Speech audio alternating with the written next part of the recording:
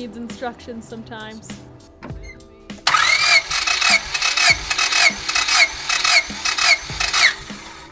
Give us a compression update while eating your Fruit Loops. Is that the update? Okay. Hey guys, welcome back to Jay Wheelie. So you would have seen a few shots there of us compression testing the engine, and I didn't film too much of that, mainly because I didn't know what the heck I was doing, and I didn't want to look like a fool, so I just made sure I read the instructions thoroughly, and I was very focused on just making sure I was doing it right. So our numbers are here, cylinder 1, and I just went 1, 2, 3, 4. I don't know how Honda does it with their cylinders, but 172.5 in cylinder 1, the furthest to the left, or the passenger side, 163, 179, and then 178. So I was looking at Honda forums, and they should be around 180. I think the guy said if you're lower than 130, that's an issue. So I think we're okay for now. The previous owner did have some new spark plugs in the car, in the glove box, so we're getting rid of these old toasty ones. They look like they've been in there for a couple hundred clicks, so I'm gonna pop these ones in. I just made sure they were gapped right at 0.044, and we're gonna pop them in.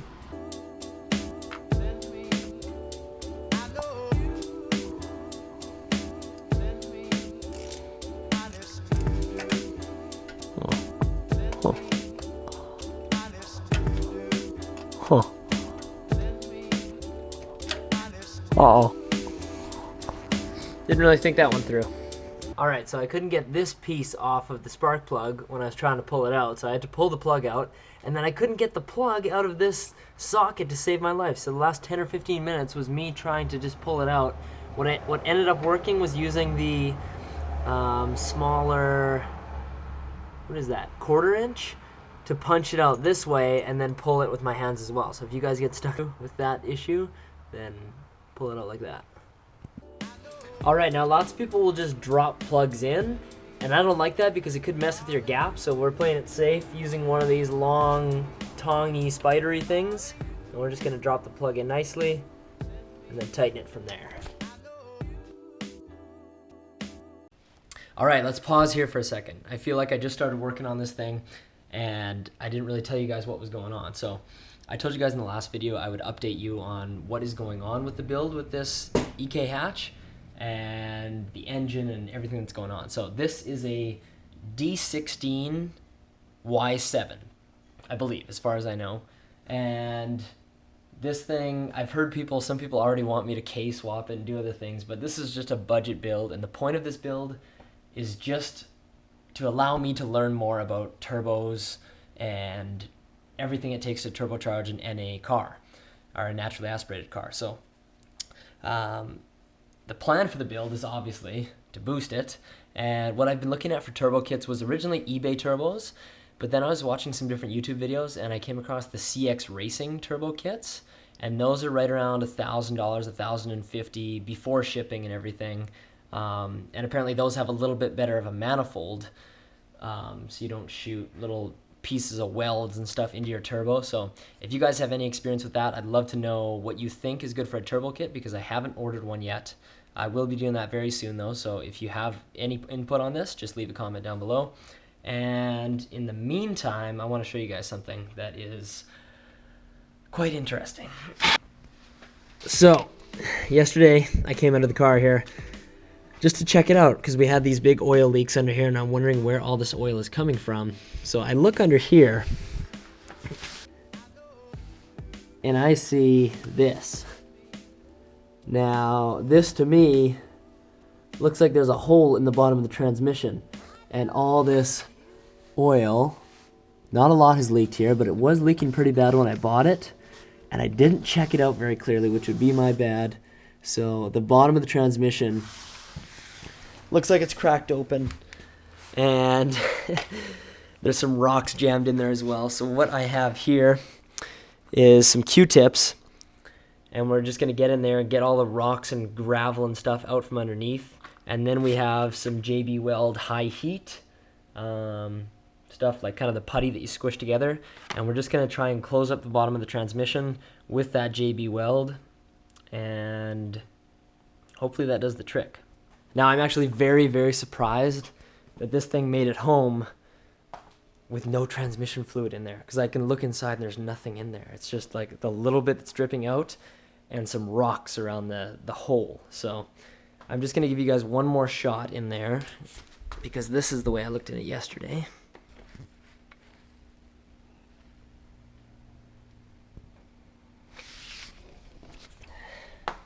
Yeah, not too good, but I'm surprised it made it around 1,000 kilometers home with nothing, no oil in the transmission, no fluid, nothing lubricating it.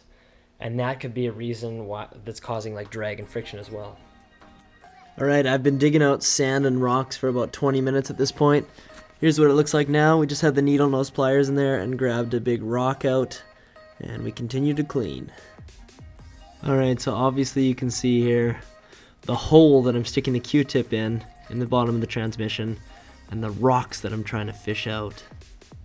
This should be interesting. All right, we've been picking and prying away. This is everything we've got out so far. We're gonna hit this with brake clean, and then we're gonna scuff it up with the drill and see if we can get ready for some JV weld.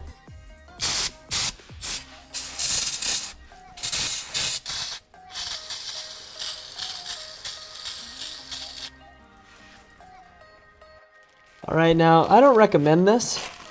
I really just want to see if it'll work.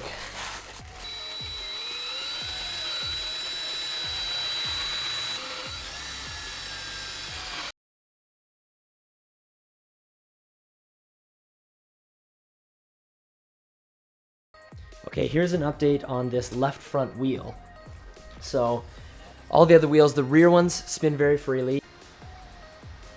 The right front spins pretty well, but this one is pretty stiff. Now it's not like locked up, but it's stiff. So whether that's the caliper grabbing there, I was looking at forums and again seeing what the issue was with brake lines and everything, like see where the clog is. I'm not really sure. Originally I thought it was a wheel bearing. The guy I bought it off of thought it was a wheel bearing, but it feels like something's locking with the brakes. Now when we were in BC, I was jamming the brakes really hard to see if I could A, test the brakes, and B, to see if I could unlock whatever was going on, because it did feel like the brakes are being held a little bit. So I'm not really sure, and we're gonna find out. Oh, you got This guy's birthday. All right, it's the next day now. I gotta change the oil on the Legacy here, but back to the Civic. So what I was digging out yesterday and cleaning up under there, it looked really clean on the transmission casing, and both sides came together, and there is like a hole in there, but I cleaned it up. It doesn't look like a crack. So I was racking my brain. We went out for dinner. I was asking some other car people that were at dinner if they knew anything about this, or if they had friends that had Civics and have seen this before, because I was so confused. So I was hopping on forums and looking all over. I finally found last night on Reddit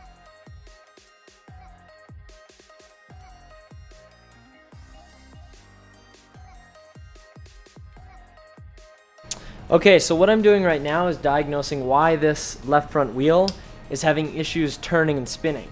So what I did was, originally we thought wheel bearing. By we, I mean me, because the guy I bought it off of said that, and because it seemed logical. There was no play in the steering. Normally with the wheel bearing there is, or sorry, not in the steering, in the wheel. If you shake it, there should be a little play. So what I did is I went ahead and I took off the front brake shoe here, or like the side brake shoe that would be like right there, and so that's right here, right? And now the wheel spins. So I put the caliper back in there without that front brake shoe, because I could tell these are new brake pads, but this one's already worn down about 2 mils. The one on the other side, on the back side, is actually new. The ones on the other side look great. So I can now tell that this front brake shoe is rubbing, or like the side one, and I have to find out why. All right, check this out. I think I found the issue here. You see this slide pin right here? How there's no grease on it, and there's actually some rust and corrosion on there. That is not allowing the slide pin to go in and out, and causing this front brake pad here to just sit against the rotor and wear down. So I got to get some silicone grease for that, and we'll be right back. All right, we're back. Let's go ahead and slide this caliper off.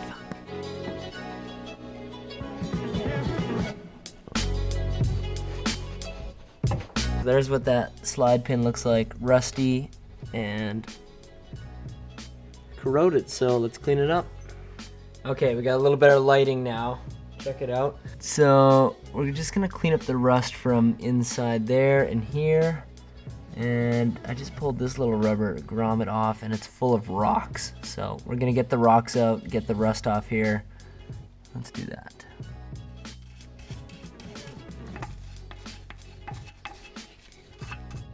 So I got the Dremel going now. This should make the biggest difference cleaning out this hole in here because it's really rusty. And this piece is really clean now. So it should slide in much better once I get all this rust out.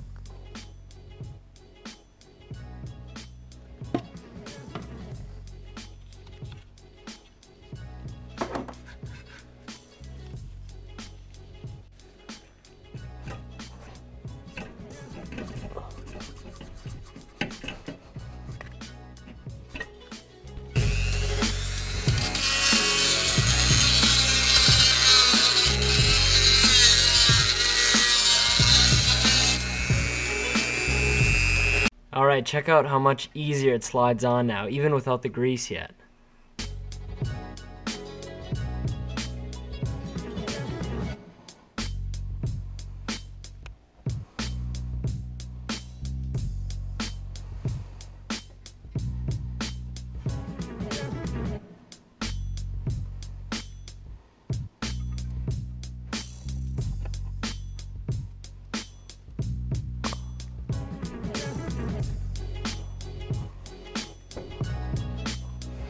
Caliper is back on with the slide pin all lubed up. I went a little crazy with that lube, with the brake lubricant, just because it was so seized that I didn't want that to happen again, so I went and applied it pretty liberally. We're just going to go ahead and lube up the bottom slider and put it back together, and I'll check in after that. So pad is back in, caliper's back on, and the bottom slider pin is back in. So you can see now I can actually rotate this with one hand. It's fairly easy to spin. So there's still a little bit of a gap in there, so we're going to step on the brake, tighten it up, and see if it still spins how it should. Jump in here. We'll hit the brake a few times. You can feel it tighten up. There's a little